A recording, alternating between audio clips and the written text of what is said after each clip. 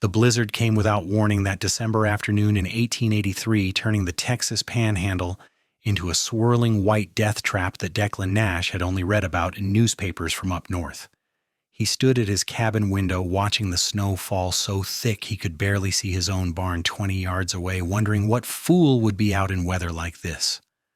The answer came moments later when he spotted movement through the white curtain, a dark figure stumbling through the drifts, lurching forward with desperate determination before crumpling into the snow just 50 feet from his porch. Declan did not hesitate. He grabbed his coat and burst through the door, the wind hitting him like a physical blow as he ran toward the fallen figure. The cold cut through his clothes instantly, but he barely noticed as he dropped to his knees beside what he now saw was a woman, her lips already turning blue, her dark hair matted with ice and snow. She wore a thin traveling coat that would have been adequate for a normal Texas winter, but was woefully insufficient for this freak storm that had swept down from the northern territories. "Can you hear me?" he shouted over the wind. But she did not respond. Her eyes were closed, her breathing shallow.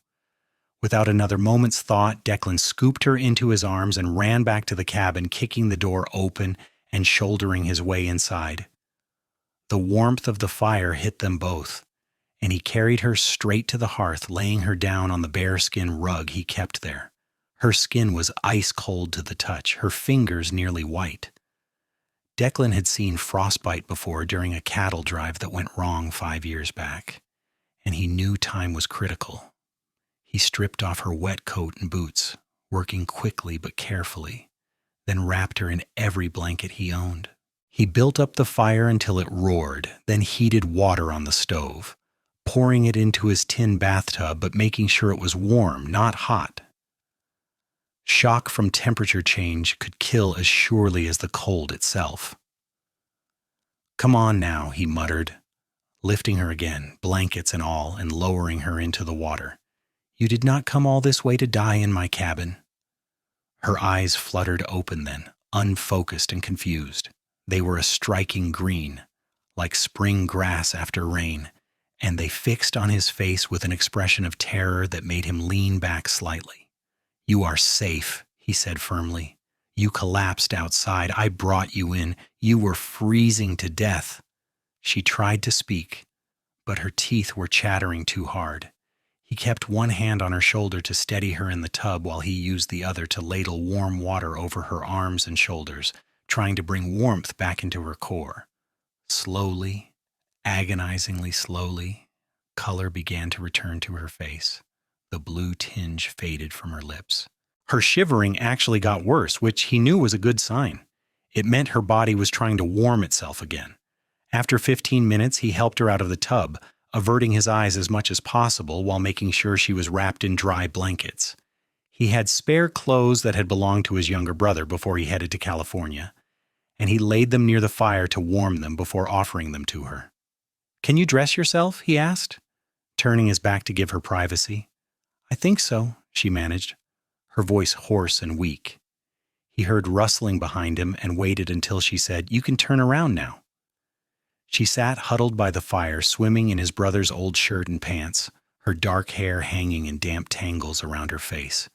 Even exhausted and half frozen, there was something striking about her. She had strong features, a determined set to her jaw, and those remarkable green eyes that watched him warily. "Thank you," she said. "I thought I was going to die out there." "You nearly did." Declan poured coffee from the pot he kept warm on the stove and handed her a cup. "What in God's name were you doing out in that storm?"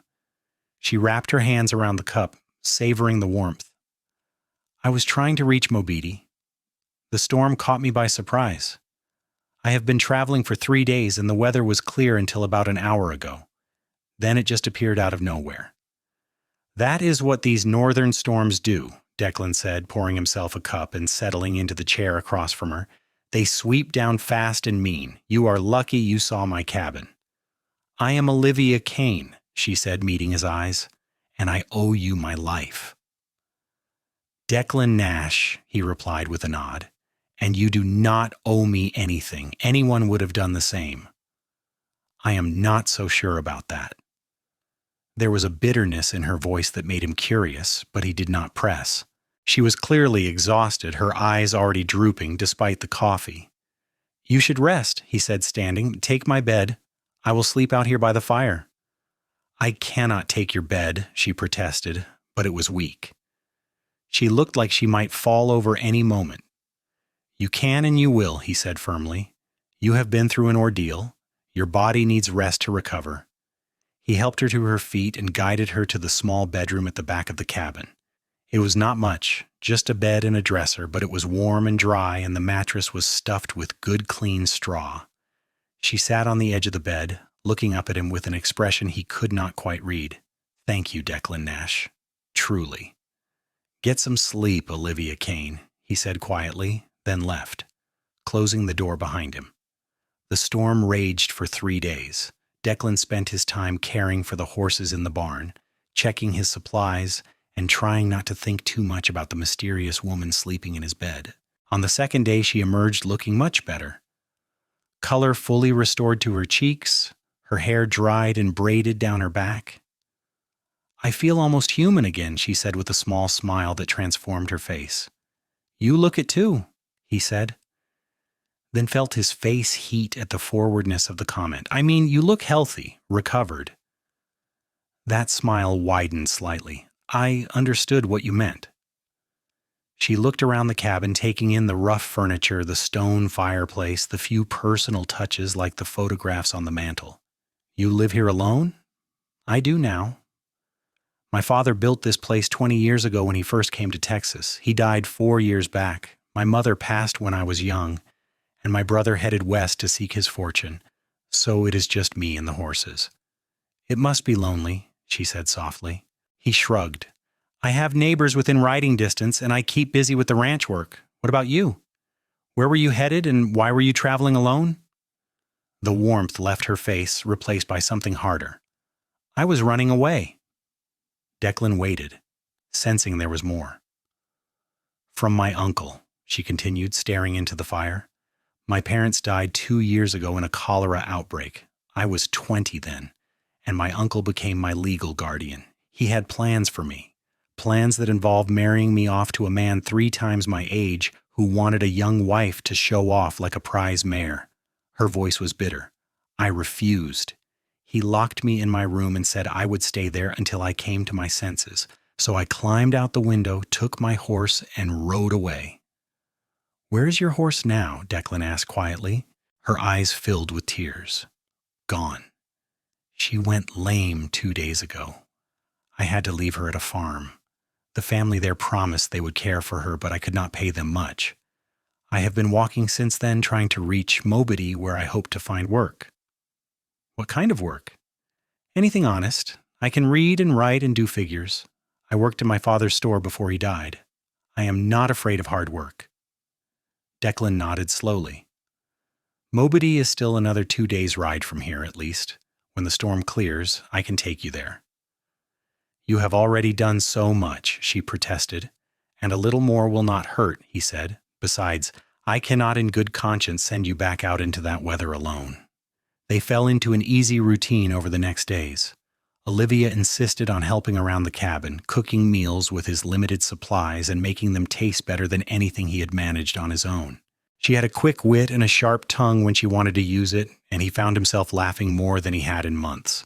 On the third evening, as they sat by the fire after supper, she said, "Tell me about your brother, the one who went to California." Declan leaned back in his chair, nursing his coffee. "Benjamin. He is 2 years younger than me. Always had big dreams, bigger than what Texas could offer. He wrote when he first arrived in San Francisco saying he was going to make his fortune in shipping. That was 2 years ago. Have not heard from him since." "Do you miss him?" "Every day. This ranch was supposed to be for both of us. Father always said we would run it together, build it into something great, but Ben wanted more than cattle and horses. Cannot say I blame him." "You do not sound bitter about it." "I am not. Everyone has to follow their own path. Mine is here. His is somewhere else." He looked at her across the fire. "What about you? Any siblings?" "A sister, Catherine. She is 3 years older and married a banker in St. Louis. She has 3 children now. We write to each other. But we have not seen each other since my parents died. She offered to take me in, but her husband made it clear I would not be welcome. Said he had enough mouths to feed. That is harsh. Olivia shrugged, but he could see the hurt in her eyes. Family is complicated. My uncle made sure Catherine knew that helping me would mean crossing him, and he controls the family money. She has her own children to think about. I understand, even if it hurts. So you are truly on your own. I am. She met his eyes across the fire. But I am also free. That is worth more than safety if that safety comes with chains.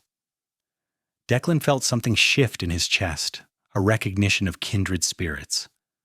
I think I understand that. On the 4th day, the storm finally broke.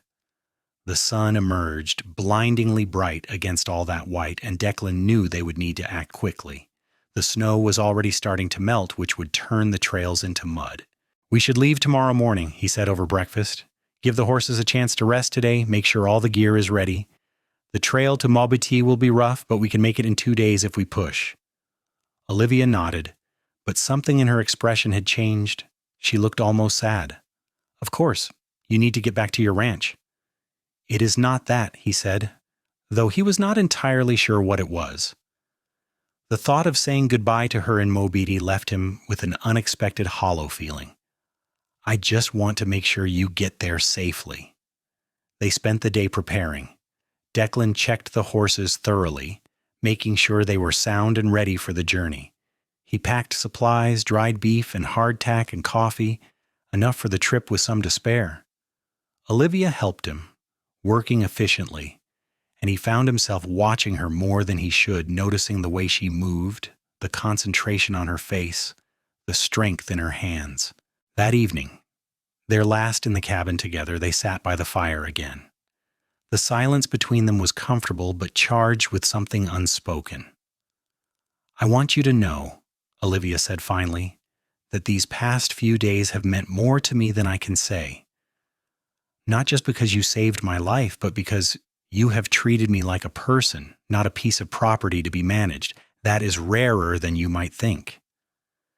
You are a person, Declan said simply, a strong, capable, intelligent person. Anyone who cannot see that is a fool.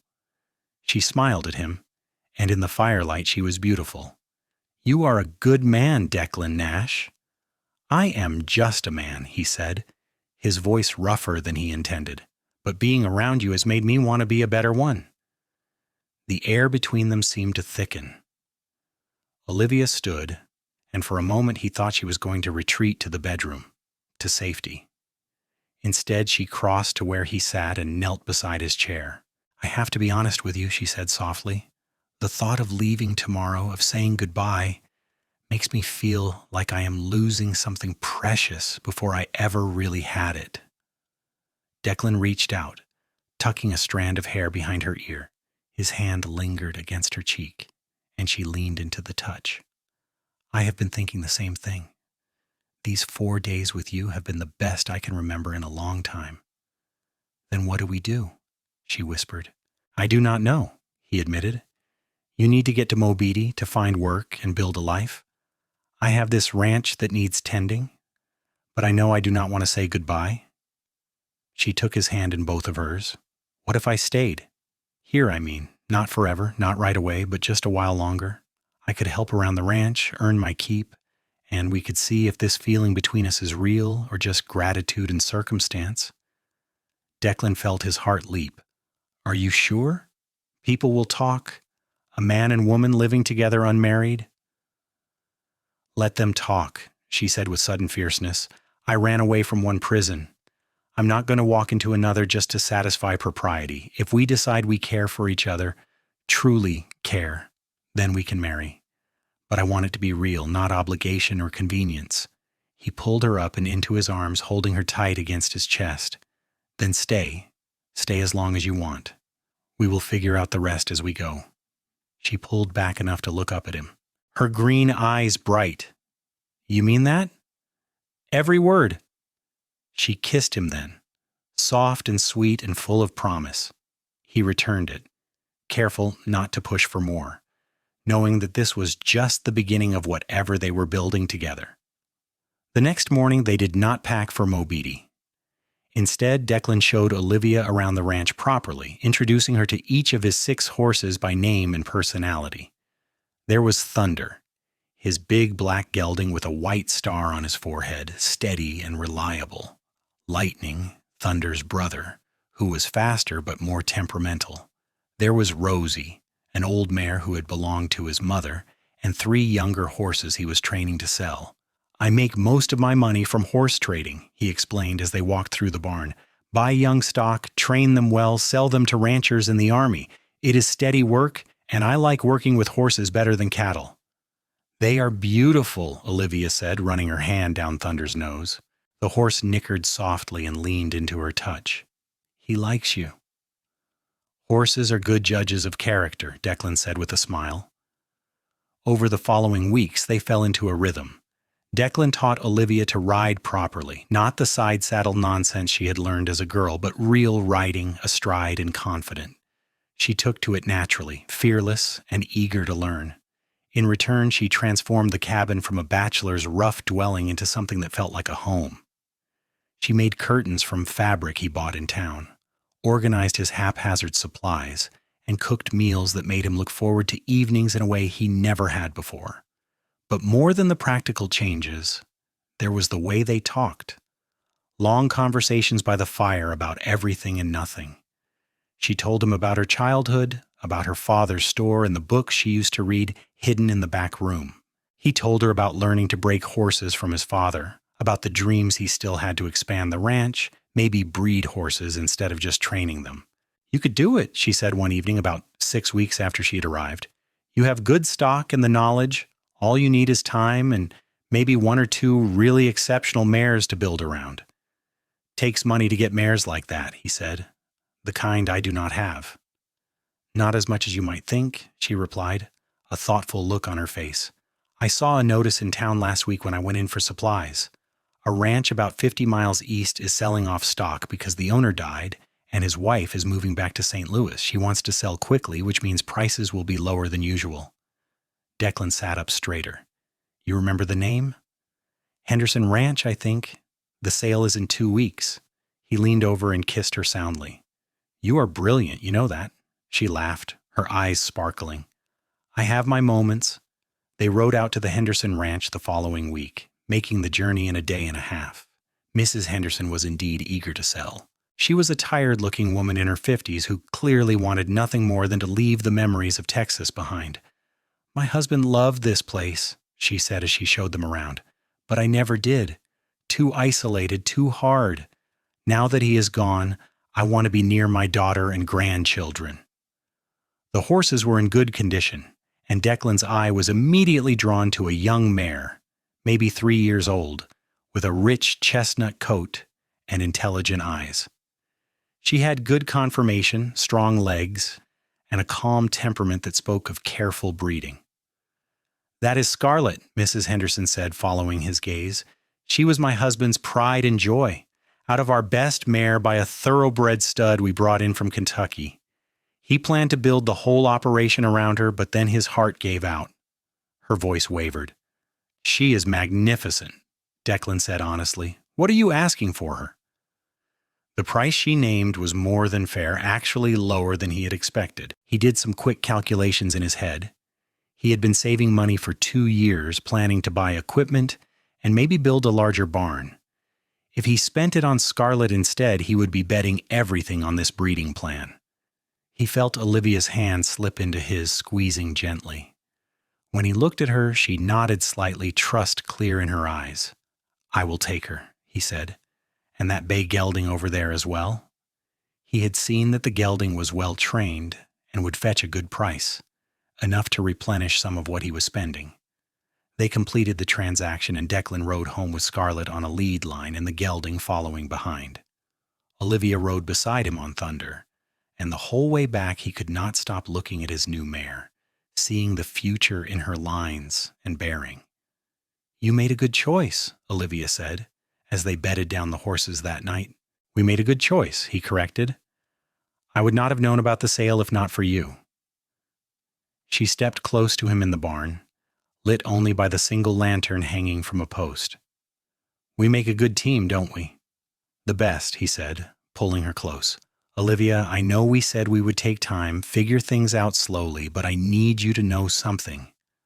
I love you. I have loved you since about the second week you were here, maybe longer. You have brought light and life into this place, into me, and I cannot imagine going back to how things were before." Her eyes shimmered with tears. "I love you too.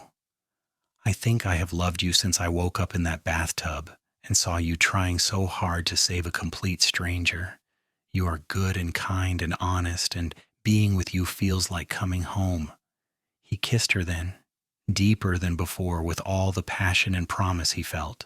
She responded in kind, her arms wrapping around his neck, and they stood there in the barn surrounded by horses and hay and the smell of leather, lost in each other. When they finally pulled apart, both breathing hard, Declan said, "Marry me, not because of propriety or because of what anyone else thinks, but because I want to build a life with you. I want to breed horses and raise a family and grow old watching sunsets from that porch. I want all of it, but only if it is with you." "Yes," she said without hesitation. "Yes to all of it. Yes to you." They were married 3 weeks later in a small ceremony in the nearest town with a proper church. Declan wore his best suit, the one he had worn to his father's funeral, and Olivia wore a dress she sewed herself from blue fabric that matched her eyes. The preacher's wife and the general store owner served as witnesses, and afterward they had dinner at the town's only restaurant to celebrate. "To my wife," Declan said, raising his glass. "The smartest, strongest, most beautiful woman in Texas." "To my husband," Olivia replied, touching her glass to his, "who saw me at my worst and chose to see the best in me anyway." The ride back to the ranch felt different somehow, more settled. This was their home now, officially and completely. Their future stretched out before them, full of possibility. True to his word, Declan focused on building up the breeding operation. Scarlett proved to be everything he had hoped for and more. She was easy to train, eager to please, and had a natural grace that spoke of her thoroughbred bloodlines. When she came into season that spring, he bred her to a strong quarter-horse stallion he borrowed from a neighboring rancher, and they waited with barely contained excitement for the foal that would come the following year. Olivia threw herself into the ranch work with the same determination she had shown in learning to ride. She had a natural way with the horses, a calm patience that complemented Declan's more intuitive approach. Together they made an effective team, and the ranch began to prosper in small but meaningful ways. That first year of marriage was not without its challenges. There were days when money was tight, when a horse got sick or injured, when the weather turned bad at the worst possible time.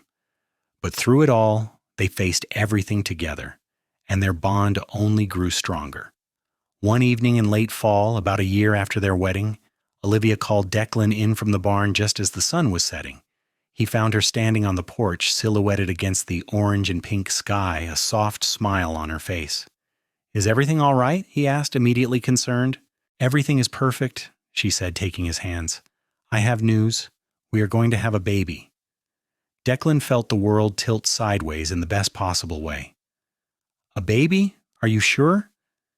"As sure as I can be. I think it will be early summer, around the same time Scarlett is due to foal."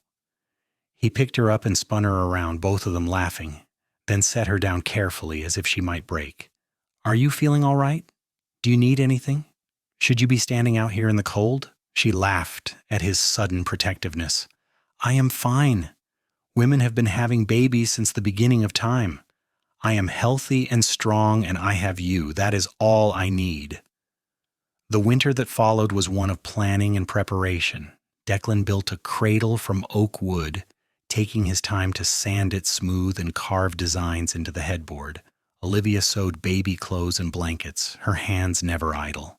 They talked for hours about what kind of parents they wanted to be, what values they would teach their children, how they would build a family based on love rather than obligation.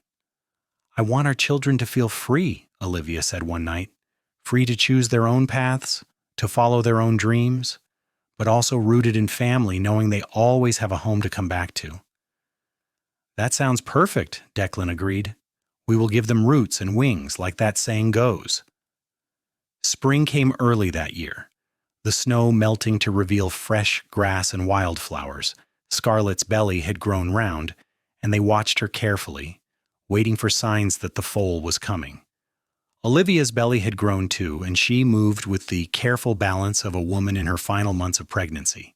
The foal came first, on a warm April morning when the air smelled of new beginnings. Declan and Olivia were both there to witness it, watching in awe as Scarlett gave birth to a perfect colt with his mother's chestnut coat and his father's sturdy build. "He is beautiful," Olivia breathed, standing carefully beside the stall. "Look at those legs. He is going to be tall." "Just like his mother," Declan said proudly. "This is it, Liv. This is the beginning of everything we have been working toward." They named the colt Phoenix for the new life rising from the ashes of all they had lost and overcome. Watching him take his first wobbly steps beside his mother, Declan felt a sense of rightness that went bone deep. 2 months later, on a hot June morning, their son was born. The labor was long and difficult, and there were moments when Declan feared he might lose them both. But Olivia was as strong as she was stubborn, and when the baby finally arrived, his angry cries filling the cabin, Declan felt tears streaming down his face. "You did it," he said, kissing her sweat-drenched forehead. "You were amazing." "We did it," she corrected weakly, cradling their son against her chest. "Look at him. He has your eyes." The baby did have his eyes deep brown like Declan's own, and a shock of dark hair. They named him Daniel Nash, after Declan's father, and from the moment he held his son, Declan knew his entire world had shifted once again. The early days with a newborn were exhausting. Daniel was a hungry baby, waking every few hours to nurse, and neither Declan nor Olivia got much sleep. But there was joy in the exhaustion, in the tiny miracle they had created together. "I cannot believe we made something this perfect," Olivia said one evening, watching Daniel sleep in his cradle. "He is half you and half me, and somehow completely himself. He has your determination. I can already tell," Declan said with a tired smile. "The way he fusses when he wants something, that is all you." She laughed softly. "And the way he settles when you hold him, that peaceful look on his face, that is all you." As Daniel grew from an infant into a toddler, the ranch continued to flourish. Phoenix matured into a stunning young horse, and Declan sold him for a price that made Olivia gasp. With that money, they bought another quality mare and bred Scarlett again. Word spread about the quality of Nash horses, and buyers started coming from farther away. They hired help eventually, a young man named Samuel who had worked on ranches all his life and knew horses almost as well as Declan did. With Samuel handling some of the day-to-day work, Declan had more time to focus on training and breeding and more time to spend with his growing family. When Daniel was 2, Olivia became pregnant again. This time the pregnancy was easier, her body knowing what to expect, and in the spring of 1887 they welcomed a daughter. She was smaller than Daniel had been, with wispy blonde hair and her mother's green eyes. "She is going to be a heartbreaker," Declan said, holding his daughter with the careful reverence of a man who still could not quite believe his good fortune. "She is going to be strong," Olivia said firmly, "like her grandmother was, and like I am trying to be." They named her Margaret, after Olivia's mother, and called her Maggie from the start. She was a quieter baby than Daniel had been, content to watch the world with those solemn green eyes, but when she smiled, it was like the sun coming out. The years passed in a blur of work and joy and the everyday challenges of raising children and building a business. Daniel grew into a serious boy who followed his father everywhere, already showing an interest in horses that made Declan's heart swell with pride. Maggie was slower to walk than her brother had been, but when she finally found her feet, there was no stopping her. She had a wild streak that reminded Declan of Olivia's fierce independence. By the time Daniel was 6 and Maggie was 4, the Nash Ranch had a reputation as one of the best sources for quality horses in the Texas Panhandle. They had a string of brood mares now, carefully selected, and 2 stallions. Declan had built a larger barn and a proper training arena, and they employed 3 full-time ranch hands. "Do you remember when it was just you and 6 horses?" Olivia asked one evening as they watched the sunset from the porch, a ritual they had maintained throughout their marriage.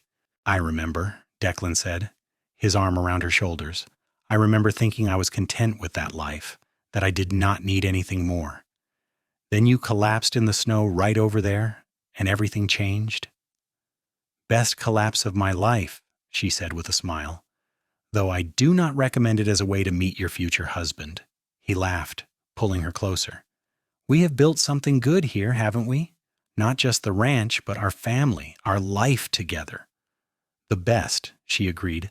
"There were times during that walk through the snow when I thought I was going to die, that I wondered if I had made a terrible mistake running away, if maybe I should have just accepted what my uncle wanted, married that old man, and been safe and comfortable even if I was miserable." "I am glad you did not," Declan said softly. "So am I. Because this, what we have, is worth every cold step I took to get here. You are worth it. Our children are worth it. This life we built together is worth everything." They sat in comfortable silence, watching the sun paint the sky in shades of orange and gold. Inside, they could hear Daniel and Maggie playing some elaborate game that involved a lot of running and laughter. The horses nickered softly in the barn, settling in for the night. Everything felt right, balanced, complete. "There is something I have been thinking about," Olivia said after a while, "about my uncle and the life I left behind." Declan tensed slightly. "What about it?" "I want to write to my sister Catherine. Tell her about our life, about the children. She has a right to know her nephew and niece, even if only through letters.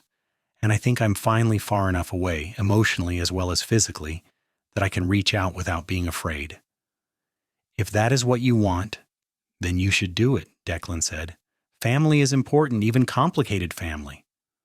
Olivia wrote the letter that week, pouring years of news and photos onto paper. She told Catherine about the ranch, about Declan and their marriage, about Daniel and Maggie.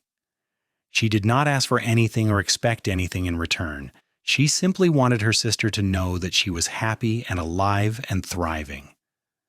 The reply came 3 months later, thick with pages and photos. Catherine wrote that she was overjoyed to hear from Olivia, that she had worried about her all these years but had not known how to reach out without angering their uncle. She included pictures of her own children, 3 boys who looked like miniature versions of their banker father, and wrote pages about her life in St. Louis. "She says she wants to visit," Olivia said, reading the letter for the 3rd time. "Next summer, when the children are out of school, she wants to see the ranch and meet you and the children." "How do you feel about that?" Declan asked. "Nervous," Olivia admitted, "but also happy. I have missed her, even though things were complicated between us. She is my sister, and I want her to be part of our lives." Catherine's visit the following summer was a success beyond anyone's expectations. She arrived with her husband and 3 boys, and though there was initial awkwardness, it melted away quickly. Her husband turned out to be a decent man who had simply been trapped between his wife's wishes and his own concerns about finances. Catherine and Olivia fell back into their old closeness, staying up late talking like they had when they were girls. "You have built something amazing here," Catherine said on their last evening, sitting on the porch while the children played in the yard.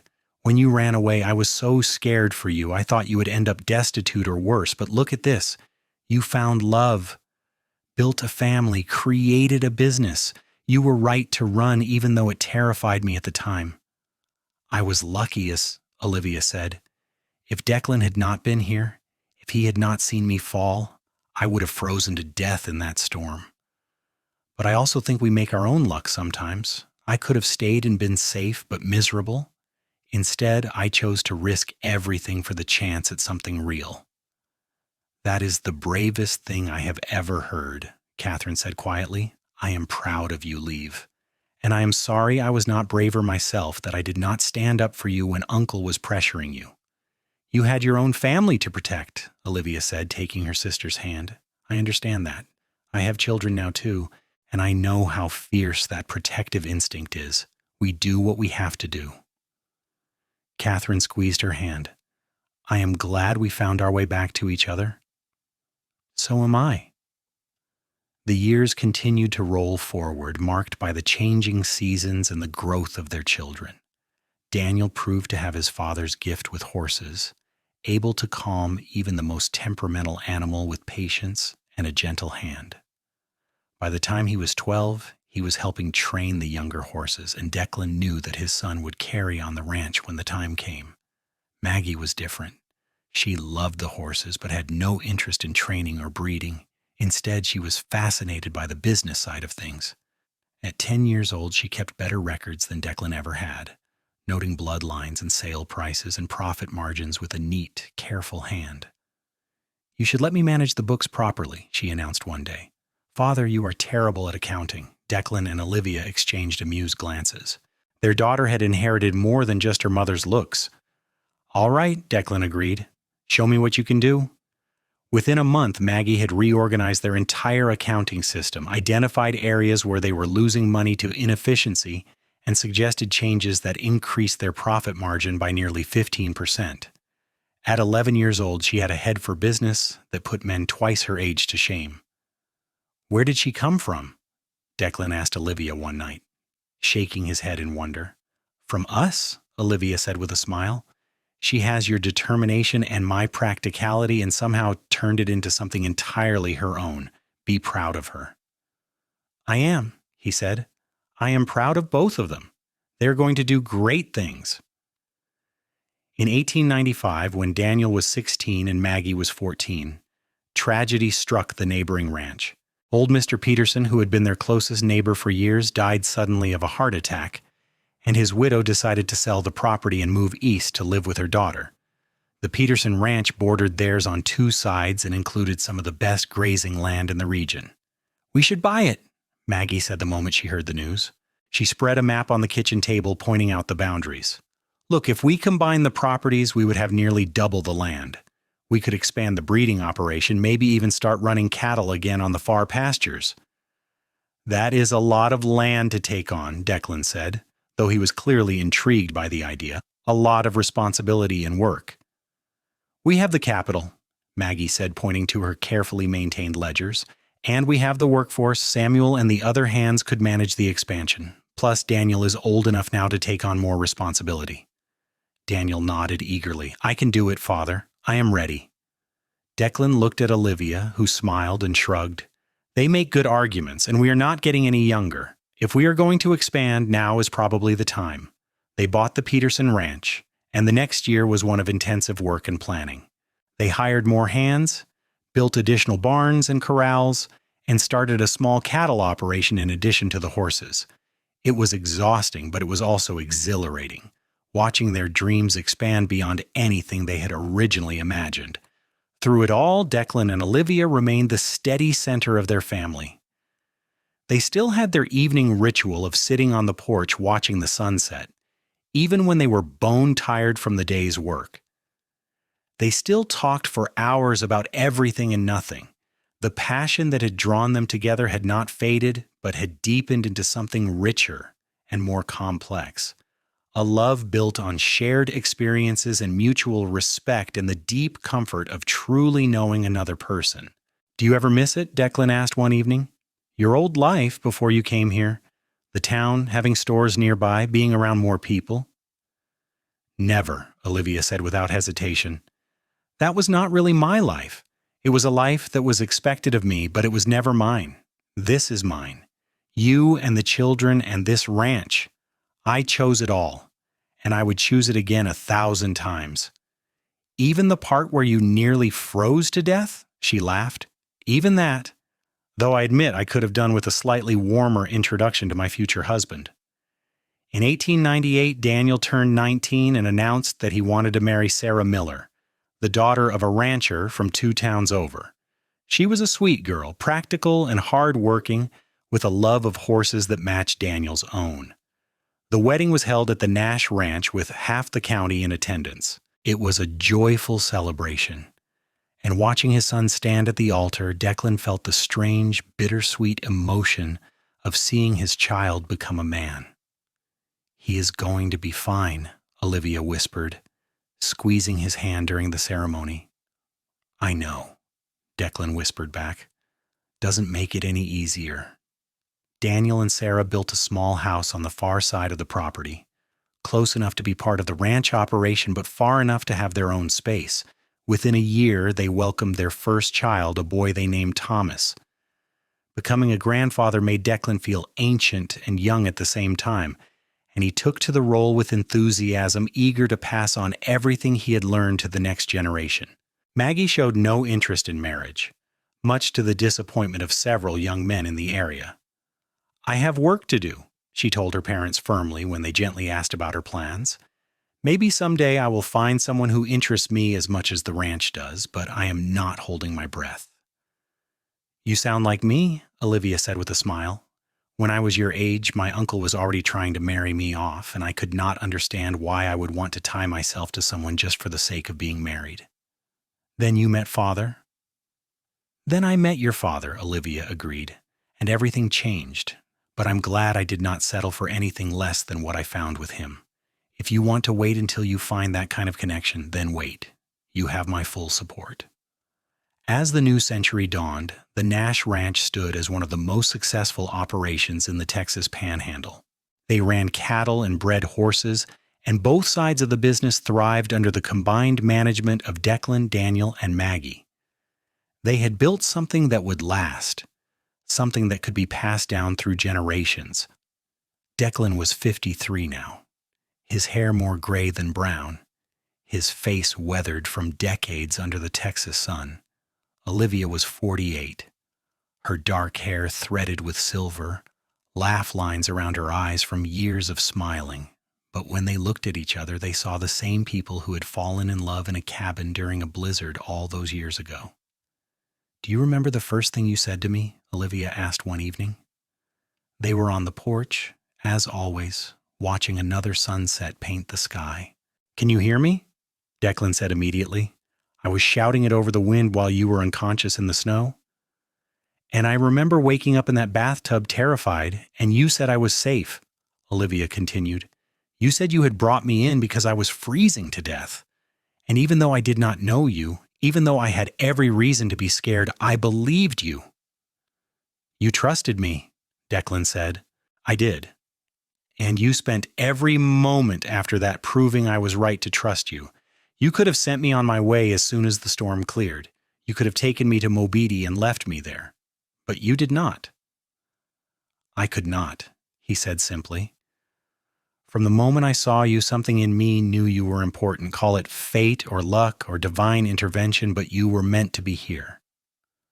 "We were meant to find each other," she corrected. "I was meant to collapse in front of your cabin, and you were meant to see me fall. Everything that came after was built on that moment." In 1903, Maggie finally met someone who intrigued her as much as the ranch did.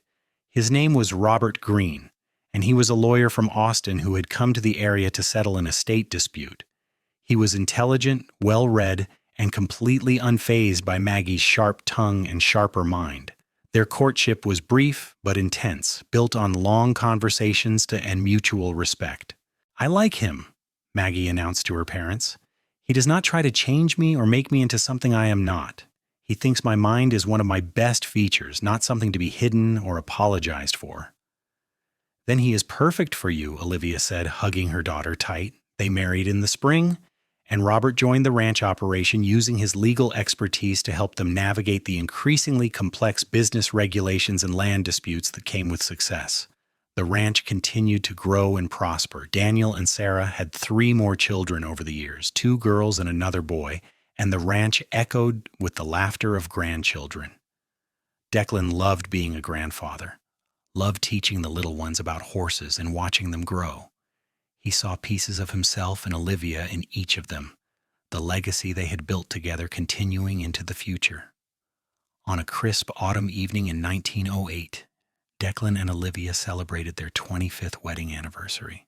Their children and grandchildren gathered at the ranch for a party that lasted well into the night, full of food and music and joy. As the evening wound down and the family began to head home or to bed, Declan and Olivia found themselves alone on the porch once more. 25 years, Olivia said, leaning her head on his shoulder. A quarter of a century since you saved my life. Since you stumbled into my life and turned it upside down, Declan corrected with a smile. For the better, I hope. Without question. He kissed the top of her head. You gave me everything, Liv. A family, a purpose, a love deeper than I knew was possible. I was content before you came, but I was not truly alive. You made me come alive. You did the same for me, she said softly.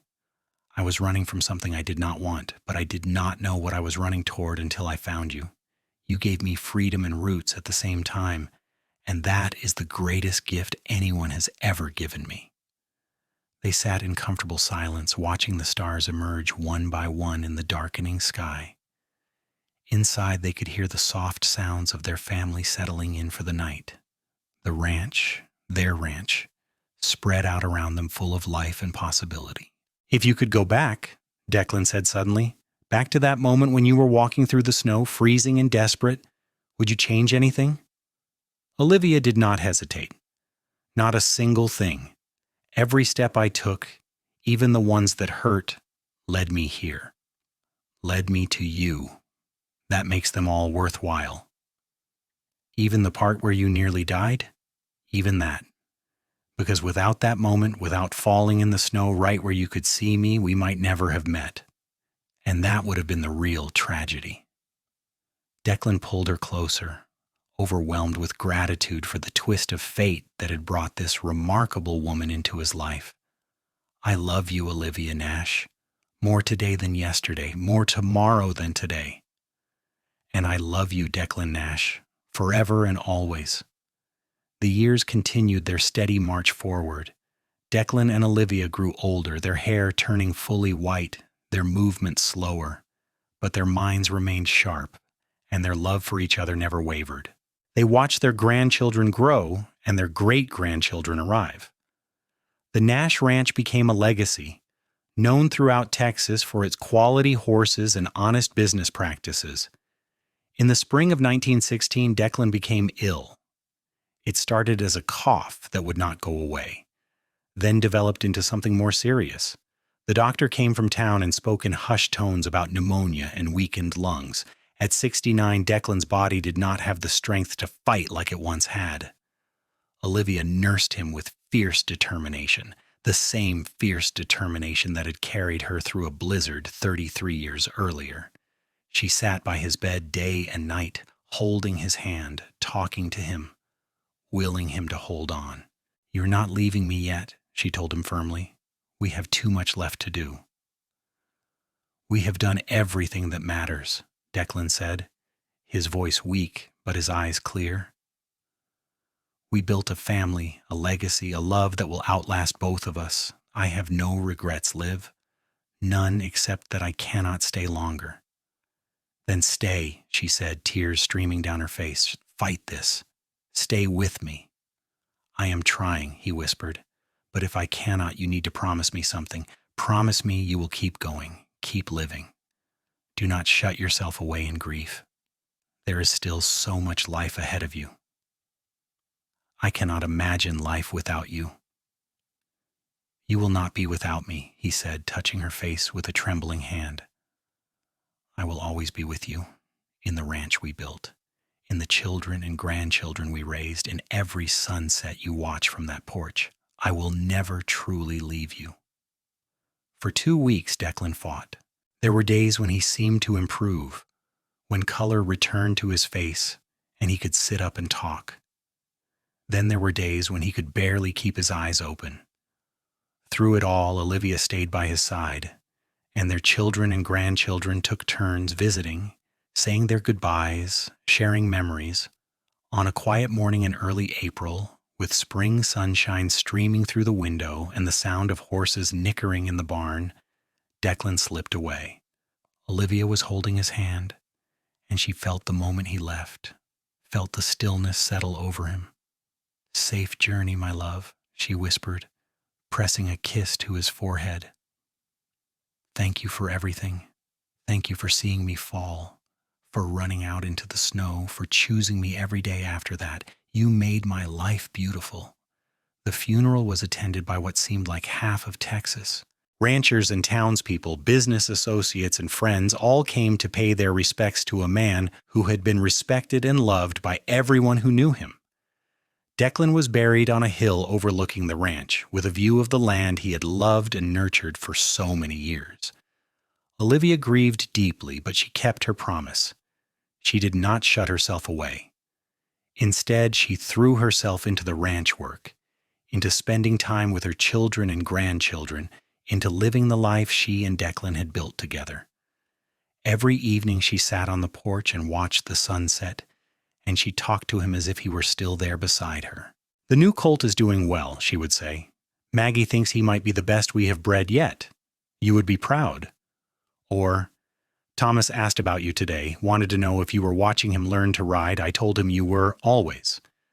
Olivia lived for another 12 years, long enough to see her great-grandchildren grow, long enough to know that the Nash Ranch would continue for generations. She remained sharp and engaged until the end, still keeping an eye on the books, still offering advice when asked. On a summer evening in 1928, at the age of 84, Olivia sat on the porch watching the sunset. The sky was painted in brilliant shades of orange and gold, the kind of sunset she and Declan had always loved best. She felt a strange sense of peace settle over her, a feeling of completion. "I am ready," she said softly, as if speaking to the wind. "I have done everything I needed to do. Our family is strong, our legacy secure. I am ready to come home to you." She closed her eyes, the smile still on her face, and did not open them again. When Daniel found her an hour later, she looked peaceful, as if she had simply drifted off to sleep. They buried her next to Declan on the hill, and at the funeral her children and grandchildren and great-grandchildren shared stories of her strength and determination and fierce love. They talked about how she had run away from a life she did not want and built something beautiful in its place. They talked about the love story she had shared with Declan, a love that had started with a collapse in the snow and had lasted beyond death itself. The Nash Ranch continued to thrive, passed down through the generations just as Declan and Olivia had hoped. Each generation added their own touches, their own innovations, but the core remained the same. Quality horses, honest business, and family above all else. Years later, when Daniel's great-great-grandchildren played in the barns and ran through the fields, they heard the story of how it all began. They heard about the blizzard that came out of nowhere, about a woman desperate enough to risk everything for freedom, about a man who saw her fall and ran out into the snow to save her. They heard about the love that grew between them, strong and true and lasting. And every evening when the sun set over the Texas Panhandle, painting the sky in shades of orange and gold, the Nash family gathered on the porch of the old cabin, the one Declan had built with his father all those years ago. They watched the sunset together and remembered the two people who had started it all, who had taken a moment of desperate chance and turned it into a legacy of love. The cabin still stood, carefully maintained and restored over the years. Inside on the mantel sat the old photographs, Declan and Olivia on their wedding day, young and full of hope. Declan with Thunder, his first horse, Olivia holding baby Daniel.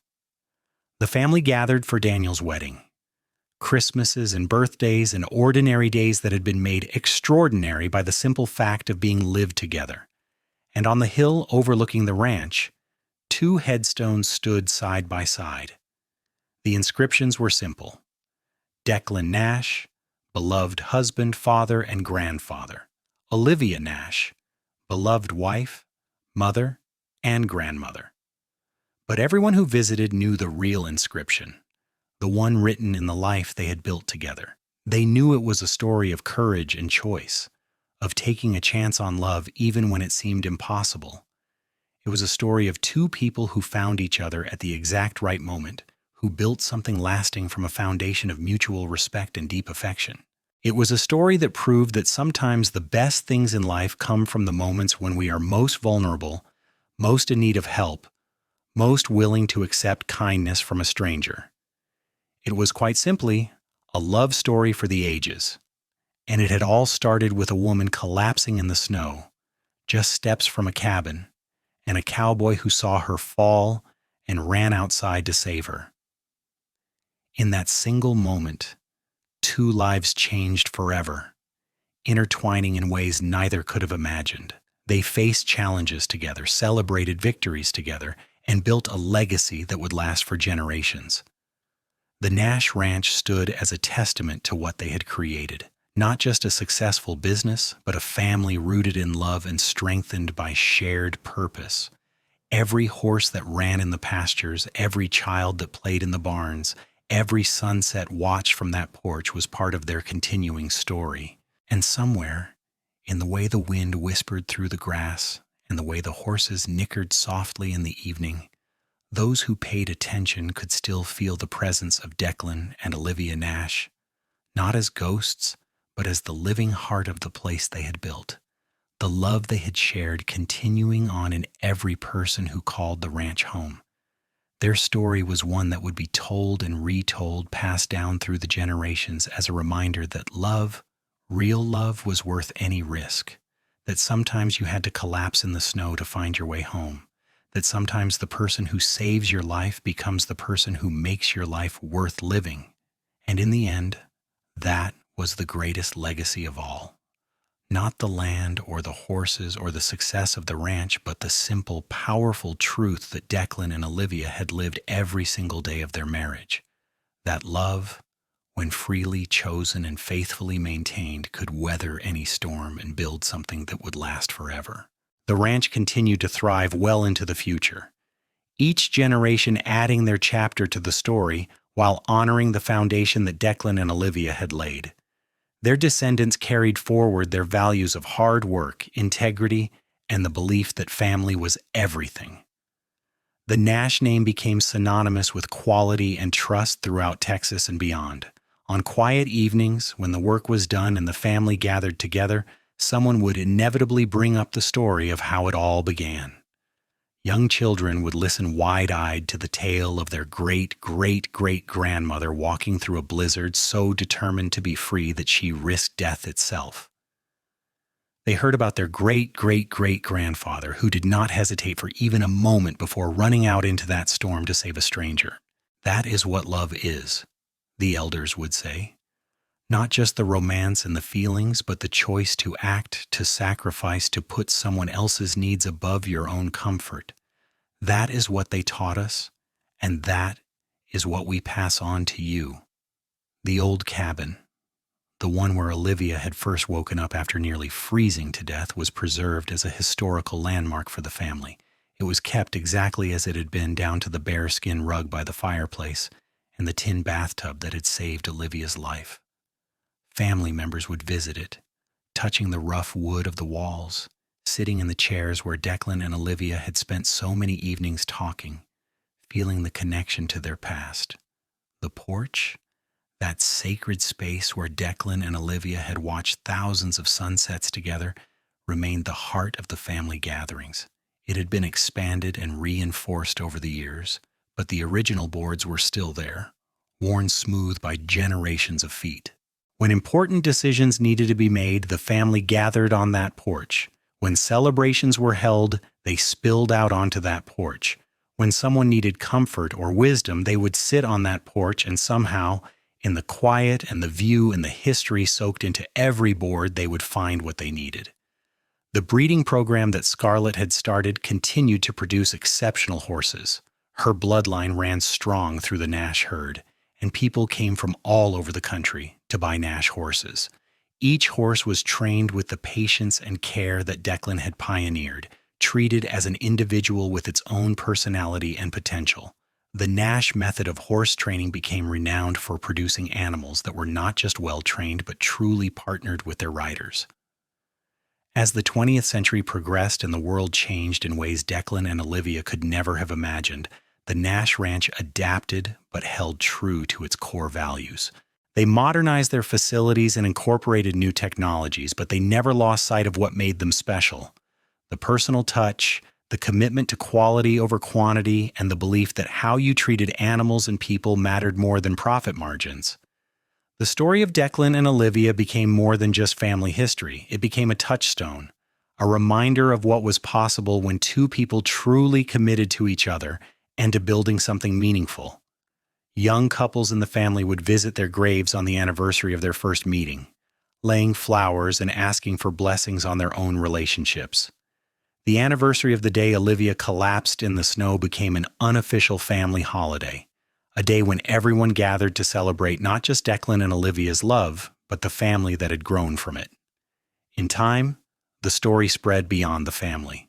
A local historian wrote about the Nash Ranch and the remarkable couple who founded it. Their story appeared in books about the settling of the Texas Panhandle, held up as an example of determination, love, and the building of the American West. Tour groups would sometimes stop at the ranch asking to hear the story and see the cabin where it all began. But for the Nash family, it was never about fame or recognition. It was about honoring the gift that Declan and Olivia had given them: a legacy of love, a foundation of strength, and the knowledge that they came from people who had chosen each other and chosen to build something lasting. On the 200th anniversary of Declan's birth, the family held a massive celebration at the ranch. Hundreds of descendants gathered, some traveling from across the country and around the world.